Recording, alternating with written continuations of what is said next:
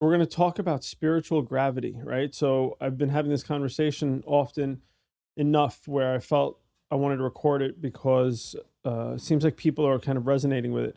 So when we talk about letting go, people get caught up with what that means.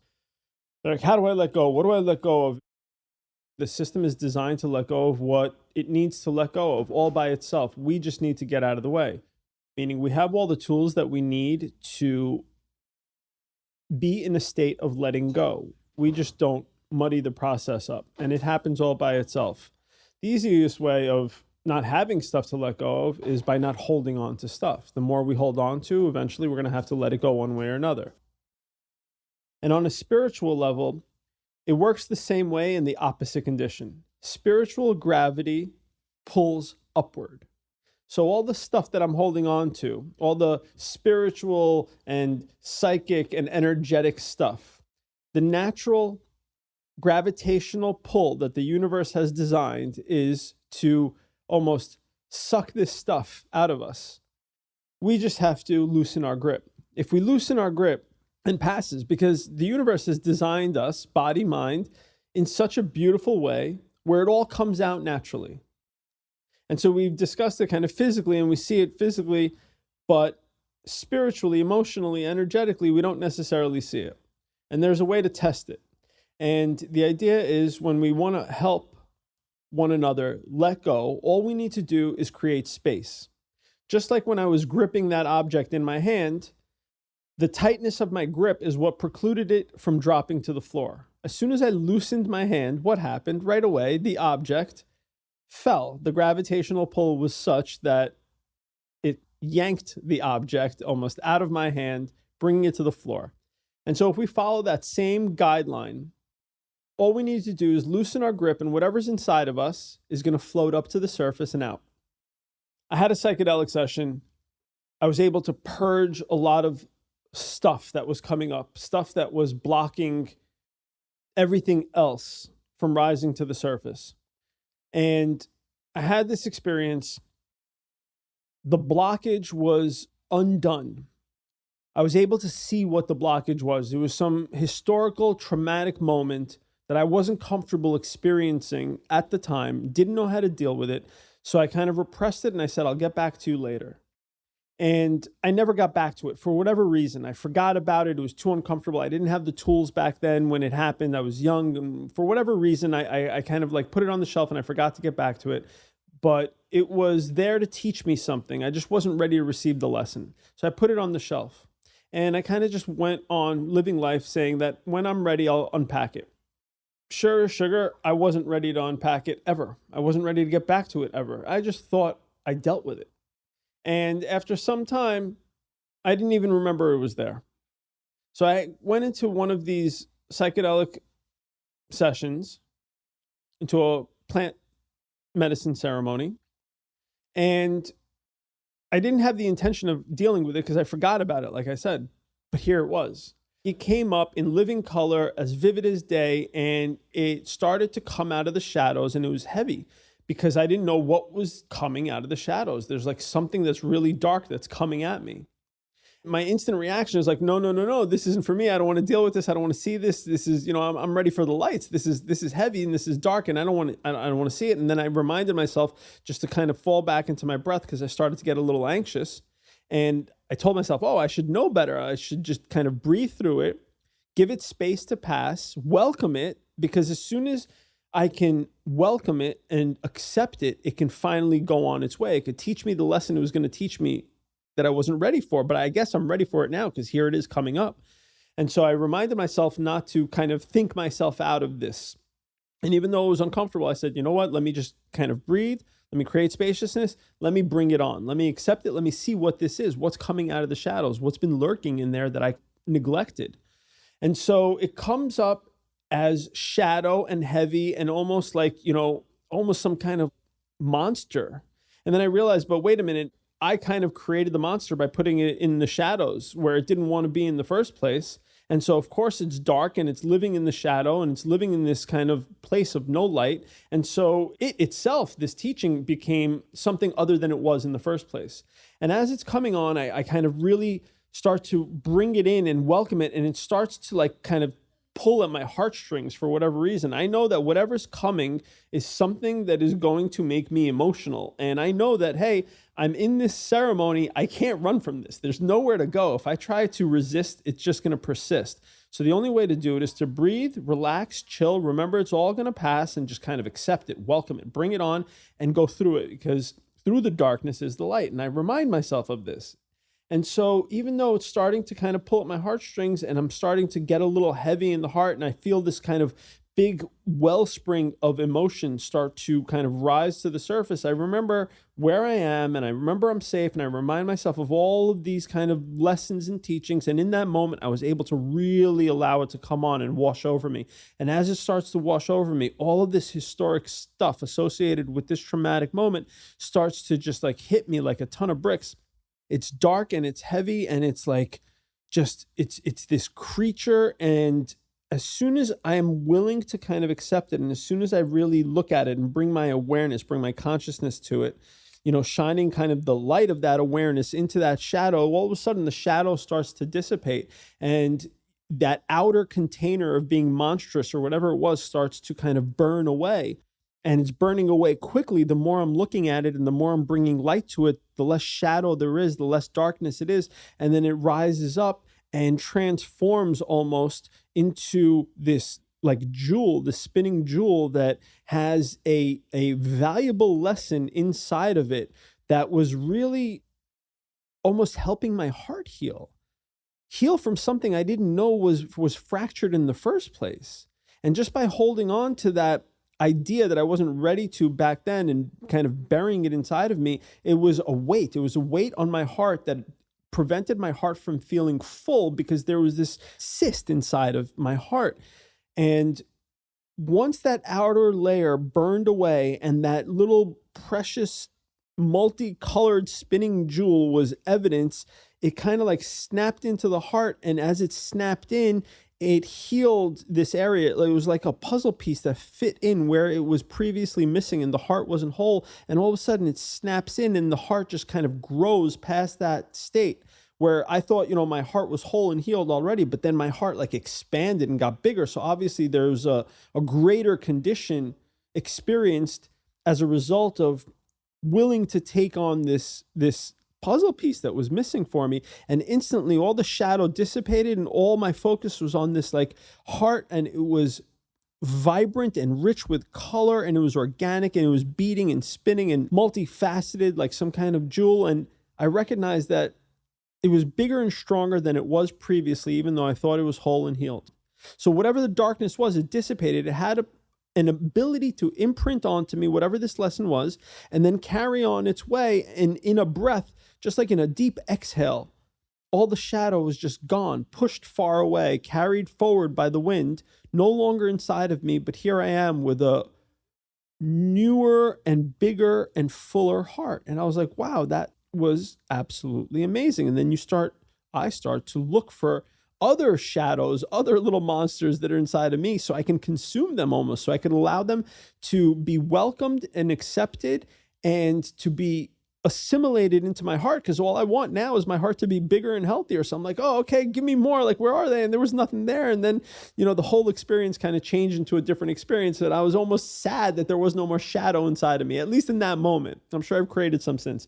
But as we do this, we almost set ourselves up for this healing to happen. We almost want to break in little ways and hold on to stuff in little ways, just so we can have the opportunity to release it and then watch this process occur if we're comfortable. But it kind of paralleled itself into what we deal with on a day-to-day level, right? In that we're constantly running from discomfort. We're constantly running from the stuff that we've suppressed inside of us, but it's not doing us any favors by doing so. So we're running from ourselves. Literally, we're running from our ability to mend our heart and to be greater, let's say, vessels for this light, for these hearts that we're carrying around. And so to integrate that experience into day-to-day life is to apply that same technique on a day-to-day basis without needing plant medicine to remind me.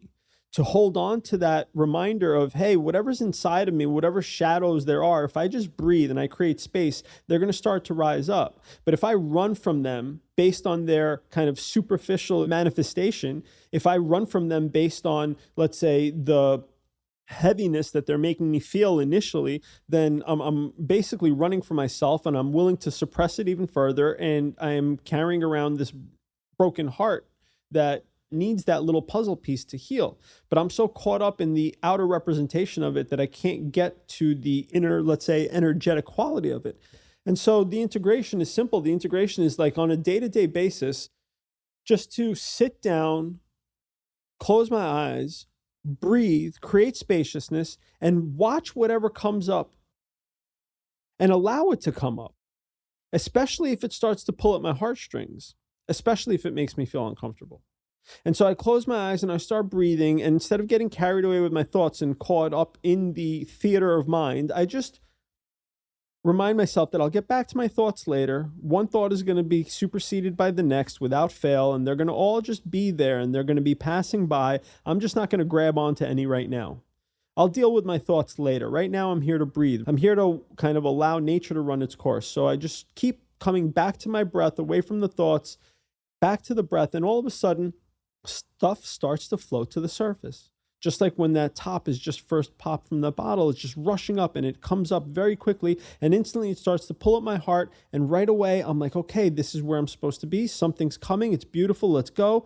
Bring it on. I breathe and allow it to happen. And what I've noticed is that, and I don't know if I've heard this before, and I don't want any of this to be attributed to me, because we're all kind of just echoing one truth in different ways, and it's all attributed to the source and not necessarily the mouthpiece that it comes from. But it reminds me of like a washing machine. The heart is like a washing machine. The stuff that's coming up inside of me, it's dirty and it's shadow and it's trauma and it's pain and it's heavy, and it starts to come up to the heart, and right away the heart starts to tingle a little bit, and I don't want that to happen. But I remind myself that, wait a minute, the heart was what converted it all last time, so it's going to actually do it again, and it's designed for this job. It's designed for this conversion mechanism that's built into it. Much like a washing machine, if I have dirty clothes, I don't say to myself, I'm not going to put the dirty clothes in the washing machine because the washing machine is going to get dirty. I say that, wait a minute, the washing machine is actually designed to take in dirty clothes. It cleans it all up. It spins with water, and it cleans it all up. And out come clean clothes, and all the waste, all the dirt that was on the clothes goes down the pipe into the sewer where it belongs. And so I know that the laundry machine is doing its job. And if I allow the dirty stuff to go in there, I get clean stuff. When all of this shadow, this darkness in me starts to rise up to my heart, instantly when the heart starts to tingle a little, the ego steps up and wants to shut it down because it doesn't want the heart to hurt. Because that's the mechanism that it used back in the day when I didn't know any better on how to deal with that pain and discomfort. There was no one there to teach me. It was repressed, but now I know better. Now I'm like, okay, ego, thank you very much for stepping up to the plate to try to protect me, but this isn't the type of protection I need right now. And I remind myself that I don't necessarily need the ego to block my heart anymore, because it's okay. I'm willing to feel the pain for a moment because I know it's going to be transformed pretty quickly into pretty valuable stuff. I want clean clothes. So I sidestep the old mechanism because I have now a new and better mechanism. And so as that stuff starts coming up, I close my eyes and I breathe into it. I literally lean into it and I accept it and I bring it on and I bring all of that stuff up into the heart. And what happens is when that energy starts coming up into the heart starts to spin. Like that little jewel that it showed me, it starts to spin like a washing machine. And as it's spinning, it's almost pulling this stuff up, and this centrifugal kind of force is starting to activate. And all the stuff that I allow to just start to come in there, even the slightest string of that shadow stuff, kind of penetrates the heart, and the heart grabs onto it and starts spinning, and it starts kind of spooling it within itself, and it's pulling it all up very, very quickly. And as it's spinning, it starts to hurt, and I feel the pain from the moment, and I feel the incident, and I feel it all in like living color in real time. But as it's spinning, I'm only dwelling in the pain for a moment because I see the conversion is starting to happen, and it's starting to kind of spin, and I'm getting this refinement to occur. where the outer layer of that shadowy stuff is starting to dissipate. It's being spun out of the system almost, and it's being channeled into the piping to be brought to the sewer system where it belongs. And what's being revealed behind it is this beautiful token of a teaching, of a lesson, of a healing component that my heart was missing and aching for, starts to be revealed because all that outer stuff is being washed away. And quickly through that spinning process, before I know it, with the breath, just creating spaciousness for this process to occur, the heart activates, it takes the pain, washes it away, the pain goes to where it belongs, into the sewer, out of me, and what's left is this little jewel of healing that starts to snap into my heart. My heart feels whole, and my heart feels fuller, and whatever that little fracture was that was previously there is now gone. And the byproduct of that fuller heart is more love. And that love that's inside of me gets channeled upward further still into this conversation where it's being expressed in these words that are healing me, and hopefully at least one other person that's resonating with this out there is also getting some healing quality as a result of that conversion mechanism from pain into love that I had to go through, that willingly, by allowing my heart to convert something that I thought was disadvantageous into this here and now, which could be very advantageous to myself and someone else. Converted into this output that we're hearing now. And so there was an uplifting aspect to this process that wouldn't have went down had I ran from this first moment of discomfort. Had I not known about this conversion mechanism, I would have just kept all the stuff down there because I was too caught up in thinking that the discomfort was disfavorable. Allowing this process to happen is the greatest gift we can give to ourselves and everyone around us, because this process is a conversion process. It converts waste into fuel. It converts shadow into light. We can share it with others and pass the gift of love along. And don't we owe that to ourselves and to everyone else, especially in these days and times that we find ourselves in, where so much light is needed because we see so much shadow around us? Isn't the light exactly what we're looking for? And isn't the light exactly what we have, if not our confusion for the shadow that it's packaged in? Maybe if we could strip away all of that packaging, can we then reveal the gift that's inside of each and every one of us? By just allowing the heart to do its job. We just have to remember that letting go is not a thing. Letting go is the natural order of it all. Spiritual gravity pulls upward. And so if we recognize that all that shadow, all of that repression, all of that stuff, if we recognize that there's actually value there, we just have to convert it. Like coal to a diamond, if it's compressed, it'll be valuable. But if we don't allow that process to happen, then we're just walking around with a big bag of coal, just preventing us from experiencing this wonderful place the way it is as a result of all of our misconceptions about the thing. Spiritual gravity pulls upward.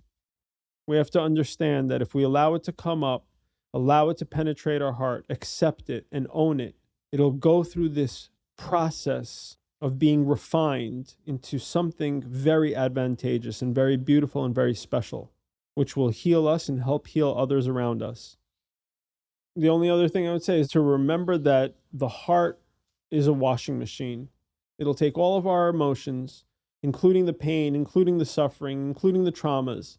If we're willing to put it in there, if we're willing to deal with just a moment of discomfort of actually doing the laundry, and if we could just accept ourselves on that level, we'll activate the heart, and the heart will convert all of it, all the emotions, all the traumas, all the historic nonsense. It'll convert it all into love. We just have to be willing to do the laundry. And out comes clean clothes, out comes love. And frankly, I don't need to know how.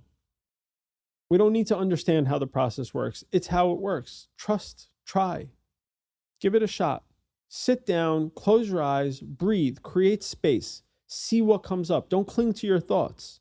Just see what's coming up. But whatever's coming up, understand that it was designed for us. Understand that there were no mistakes. It's coming up because it's in there. And if it's in there, you want it out. Accept it. Understand that's how it was. It's not how it is. And if we could accept it and boost it up into the heart will do its job. It'll activate, it'll spin it, it'll wash away that muck and yuck, and it'll reveal the energetic quality of that moment and experience and convert it into love. And so don't run from the discomfort.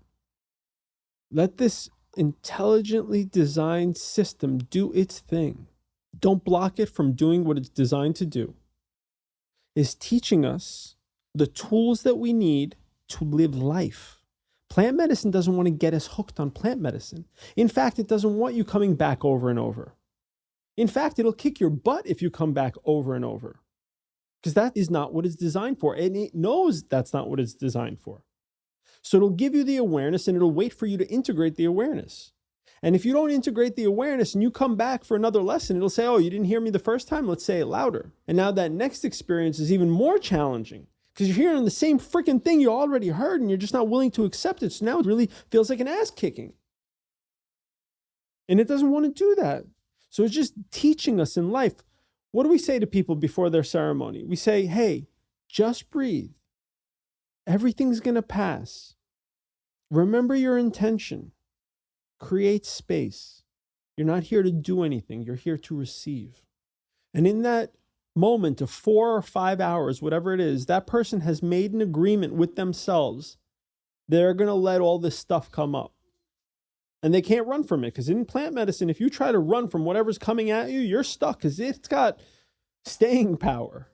Mother Nature doesn't run out of energy running. She's very happy to chase after us. She doesn't want to, but she'll do it. And after 3 hours of resisting, finally people are like, oh, I have no fight left in me. And they just give up and they quit and they take that exhale. And then all of a sudden, boom, smacked in the head with 10,000 tons of Mother Nature. And then they're like, oh my God, now I get it. I was running. And so she's teaching us how to take the show on the road. She's teaching us how to be self-sufficient and not rely on her. And she's giving us the tools within this container to say, hey, you're here to experience and let go. You're here to breathe. I'm doing everything. I know how it needs to be done and when it needs to be done and why it needs to be done. Your job is not to know. Your job is to let it happen. Just breathe, create some space, and everything that I've designed will work the way it was designed for the reason it was designed. So you asked, how do we do this without plant medicine? Well, plant medicine taught us how to do this, which means we don't have to do anything at all. We just have to be, which means we just have to breathe. And trust that behind it all, there's a guiding hand that has your best interests at heart. And so we just sit down, we close our eyes, and we breathe, and we take that bottle top off, and all of that carbonation is going to rise to the surface the way it was designed. It's going to come rushing to the surface. And after a little while of letting that happen, the water gets very flat and still. And when my water is, what's a human being, 70+% water? As Shaman Omar puts it, we're a water temple. We want to be still and flat like the water. So just by breathing and creating space and not running from the discomfort that initially comes up and remembering that, hey, all of this coal is actually diamonds waiting to be processed, we start to say, yeah, I want this to happen. Yeah, I want to see what's in there. Yeah, I want it to come up. Because I know what that means, that I'm going to be a very rich person in a moment. I just have to be okay with this process happening. And it might not seem beneficial at first, but once diamonds start coming out of the other end, you're going to really quickly change your tune. But I just have to do it.